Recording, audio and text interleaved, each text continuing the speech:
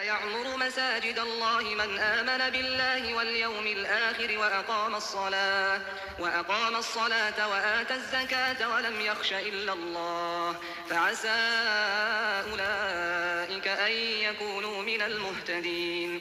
أجعلتم سقاية الحاج وعمارة المسجد الحرام كمن آمن بالله واليوم الآخر وجاهد في سبيل الله لا يستوون عند الله والله لا يهدي القوم الظالمين. الذين آمنوا وهاجروا وجاهدوا في سبيل الله بأموالهم وأنفسهم أعظم درجة عند الله وأولئك هم الفائزون.